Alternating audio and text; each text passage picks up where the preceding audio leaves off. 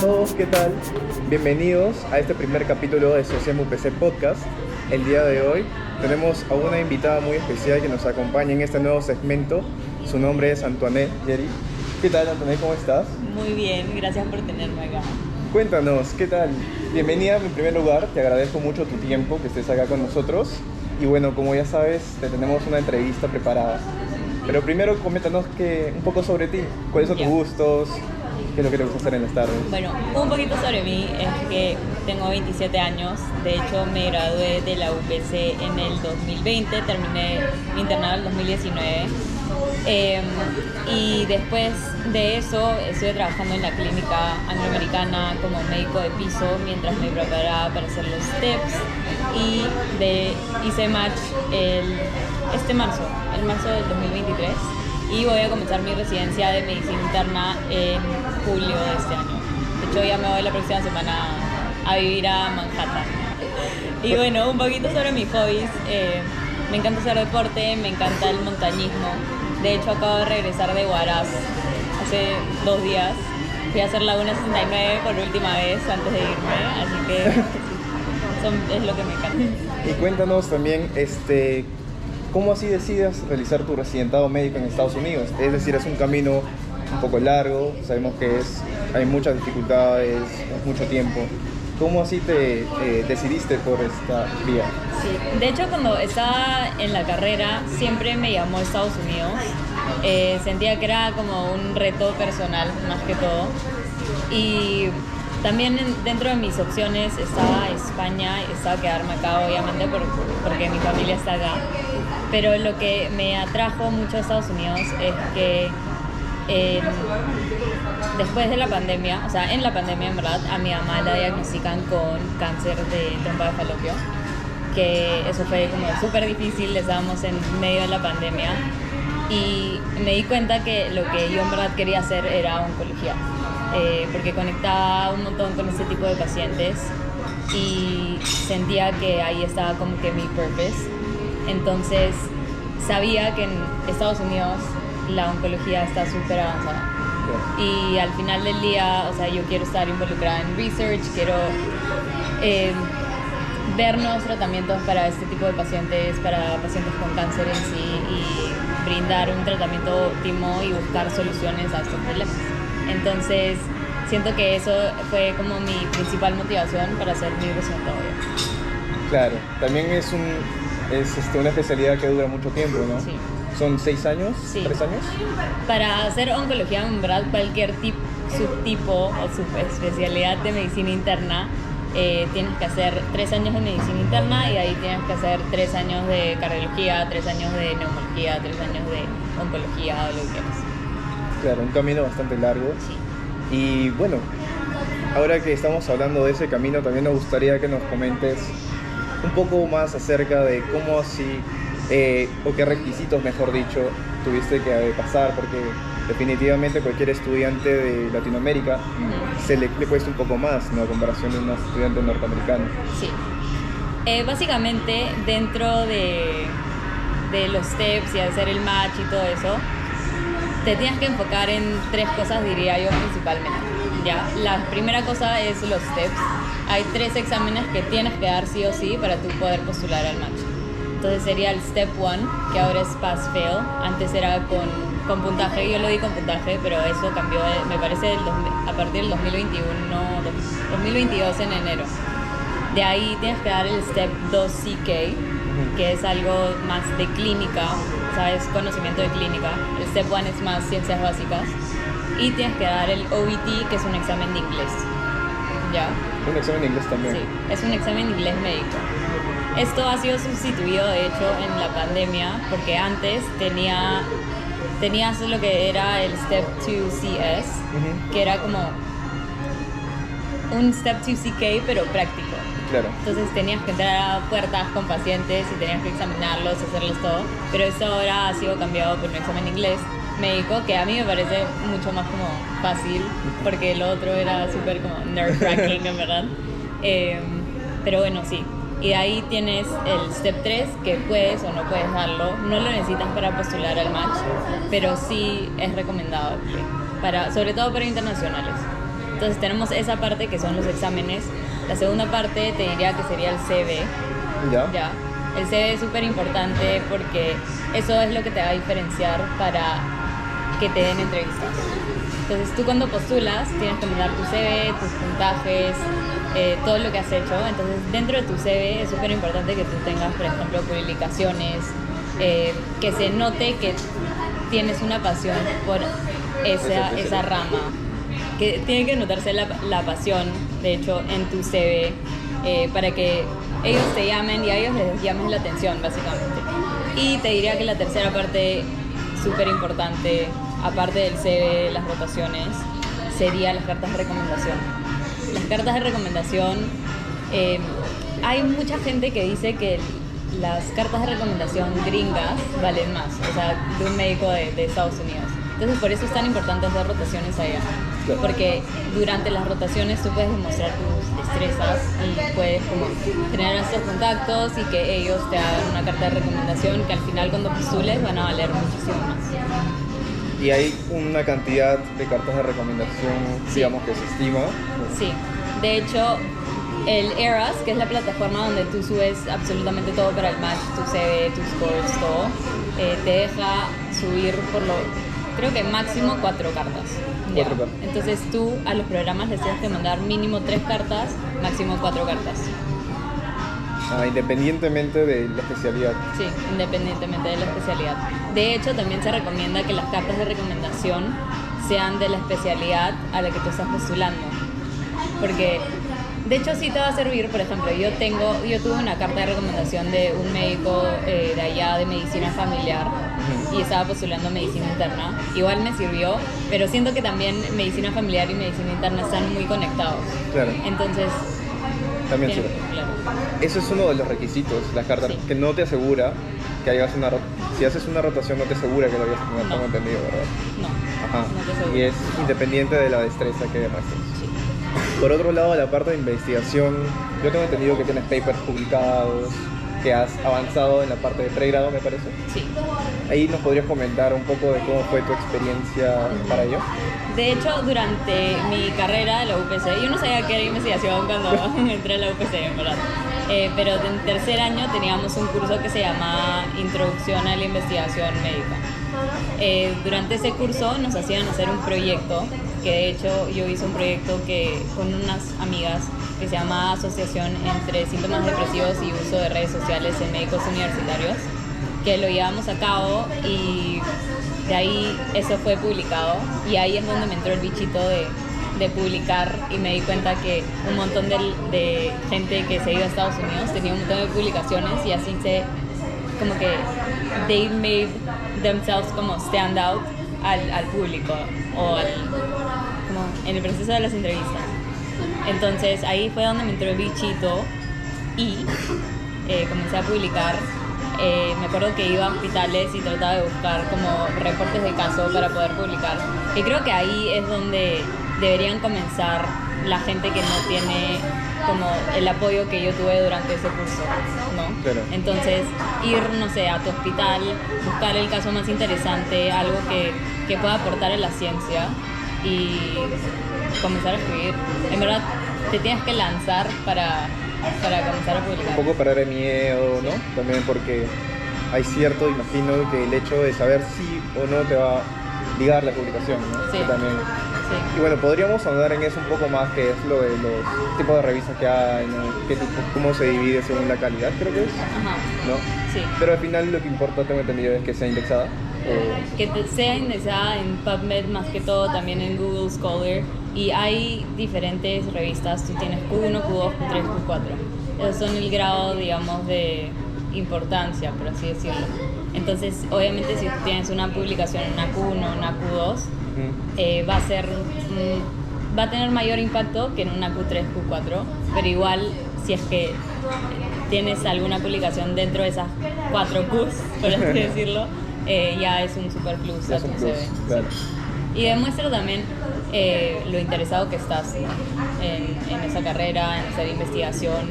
Y simplemente con tener un poquito de experiencia, ellos ya ven que tienes ese interés. Y allá, obviamente, cuando hagas match, vas a tener muchísimos más resources para poder hacer la investigación que tú quieras. Claro, definitivamente. Entonces, por un lado tenemos la parte de investigación, que nos comentas, la parte de cartas de recomendación, Sí. y tenemos, creo yo también, hay un apartado de rotaciones que son experiencias, ¿no? Sí. Que, como mencionaste, también van ligadas de la carta de recomendación. Pero también creo que es bastante importante señalar que puedes hacer contactos importantes, ¿no? Sí. Por otro lado, también creo interesante que nos puedas compartir un poco de tu preparación para los exámenes, cómo así distribuiste tu tiempo y para qué examen, o una línea de tiempo, Ya. cómo lo presentarías. Ya, yo terminé mi internado en el 2019, en diciembre, y de hecho no me dieron mi CMP hasta, creo que abril. Ya. Dentro de ese como que time lapse, y fui a Kilimanjaro y escalé Kilimanjaro. Y ahí dije, ahí como que tuve todo el tiempo para pensar en qué quería hacer con mi vida, y dije, ya, ok, me voy por los steps 100%. Y regresé y empecé a estudiar en mayo, ¿ya? En mayo de ese año, y para el Step 1 lo di en enero del 2021. Entonces estudié desde mayo hasta enero del 2021, ¿ya? Pero ahora yo creo que el tiempo, que antes era 7-8 meses para el Step 1, se puede cortar, porque yo lo di con puntaje. Claro. Entonces, como ahora es pass-fail, yo creo que 4 o 5 meses que estudien seguidito y sean constantes, yo creo que es más que suficiente para probar el Step 1. ¿Y cuántas horas por día crees? Creo que también depende de la estrategia, imagino, Sí. que uno opte. Pero aprox, para saber si lleva de... Yo, cuando estaba estudiando por el Step 1, también estaba trabajando en la Angloamericana. Era médico de piso, entonces tenía guardias de 24 horas por lo menos 2 veces por semana, y una guardia nocturna por lo menos 2 veces por semana. ¿Ya? Entonces, lo que yo hacía era, en los días que no tenía turno, estudiaba por lo menos 8 horas. Me dividía el tiempo, era como que 4, me levantaba ejercicio, 4 horas, comía 4 horas, estudiaba, y ahí ya me relajaba. Y los días que tenía turno me enfocaba en hacer preguntas, ¿ya? Entonces, durante el día mi meta era hacer 40 preguntas de UWorld al día, y si hacía eso estaba feliz. Claro. Era como mi meta, porque obviamente a veces nos tratamos de poner metas que no son muy realistas, pero yo siento que esa meta sí era realista, y eso me ayudaba a mantenerme constante. Y así lo repetía y lo repetía por 7-8 meses. 8 meses. Interesante. Y además de ello, que, o sea, comentas que fue para este punto, ¿verdad? De ahí, en ese tiempo en que diste el Step 2, también tenía estas dos exámenes diferenciados, ¿verdad? Sí, Ah, 2 exámenes diferenciados. sí, que era el CK. No, ahí ya lo habían... Ya lo habían Sí. vuelto uno. Sí. Y entre el Step 1 y el Step 2, ¿cuánto tiempo más o menos? Durante... Yo creo que después del Step 1 me di como 3 meses de vacaciones, porque estaba con demasiadas cosas en la cabeza, estaba pasando lo de mi mamá también. Entonces me di como 3 meses de break y estudié 4 meses para el Step 2, y ahí lo di. Para el Step 2 no necesitas tanto material para estudiar, en verdad solo es UWorld, y bueno, puedes usar Words and Beyond si quieres. Pero para el Step 1 sí necesitas muchísimo más, como herramientas, porque es ciencias básicas. Claro, y es algo que cuando ya estás como que a final de carrera no Sí, lo recuerdas. claro. Y el Step 3 tengo entendido, también como mencionaste en algún momento, que es opcional para hacerlo previo a match. Sí, Pero en este caso tú lo diste antes. sí. ¿Para eso también hubo un periodo de preparación igual de fuerte? ¿O?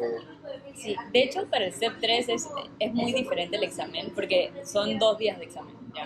Son 2 días de 8 horas cada uno, si no me equivoco. Entonces yo hice una rotación de oncología en el Jackson en agosto, antes del match, o sea, en agosto del año pasado. Y durante ese mes dije, ya, ok, el Step 3 solo se puede dar en Estados Unidos, porque el Step 1 y el Step 2 sí lo puedes dar acá en Perú. Entonces voy a aprovechar a estudiar ese Que a mes, la par estabas allá. claro, durante mi rotación, para dar el Step 3 y ya olvidarme del tema. Y el Step 3 y el primer día son más preguntas como el Step 1, ¿ya? Y el segundo día son más preguntas como el Step 2 y tienen una parte de casos. Entonces te ponen como casos clínicos que tienes que contestar, tienes que hacer el diagnóstico, el tratamiento y tienes que escribir cosas. Es súper chévere, pero es súper divertido esa parte del examen. Pero 8 horas como... Sí. Es lo que desanima un poco. Sí, un poquito, pero bueno, es 100% doable y para el Step 3 no se estudia tanto como para el Step 2 ni el Step 1.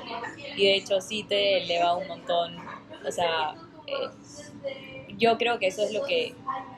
un factor que llevó a que tenga el número de entrevistas que tuve. ¿Cuántas entrevistas tuviste? 24. 24 entrevistas.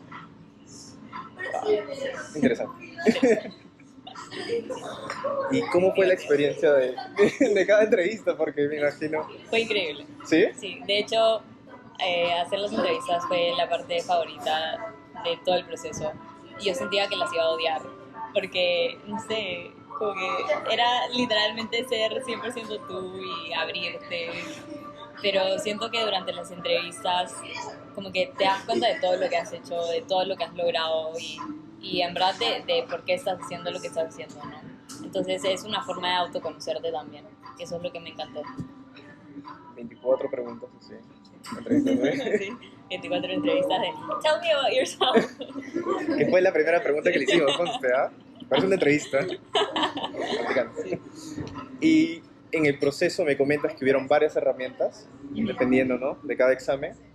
¿Qué herramientas sugerirías? O sea, la mayoría probablemente sean vecinos o estudiantes de medicina que están proyectándose a ir para Estados Unidos.